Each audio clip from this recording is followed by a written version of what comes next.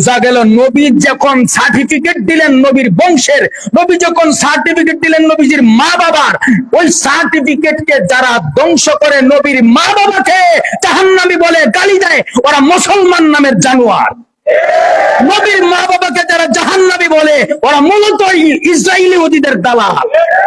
ওরা বলতো, আল্লাহ বলেছেন সূরা কালামের 12 নম্বর আয়াত, উতুল্লিম বাদা জালিকা জানিম, যারা আল্লাহ আল্লাহর রাসূলের সাথে বেয়াদবি করে ওদের জন্মে ভেজাল আছে।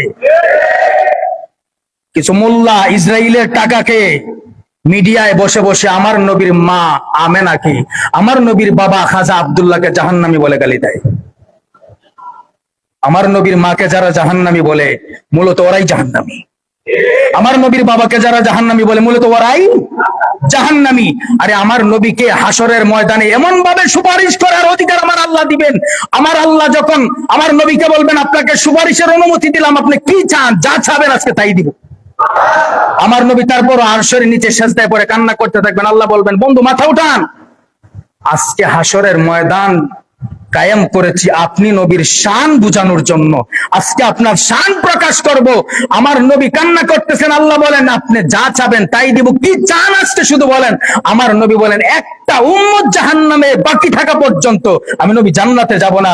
আমার আল্লাহ বলবেন আমি অনুমতি দিলাম, আপনার যাকে মন চায় নিজ হাতে ধরে জাহান্নাম থেকে বের করে জান্নাতে ঢুকায়া দেয়। যেই নবী নিজ হাতে জাহান্নাম থেকে টেনে জান্নাতে পৌঁছায়া দিবেন, ওই নবীর মা বাবাকে যদি তুমি জাহান্নামী বলো, এটা তো বরদাস্ত করা যায়? তুমি তো হাদিস পড়ো নাই। আপনি আমি সার্টিফিকেট দিতে পারবো মা বাবার বিয়ে বিশুদ্ধ হয়েছে? কোন মোল্লা দিতে পারবে? আহাম্মক সাহাম্মক যাই বলেন, কোন মৌলবীর সাহস আছে দেওয়া সম্ভব? এর মধ্যে কোনো ভেজাল নাই। বোঝা গেল আমার নবীজির মা বাবা পবিত্র জান্নাতি ছিলেন। সুবহানাল্লাহ।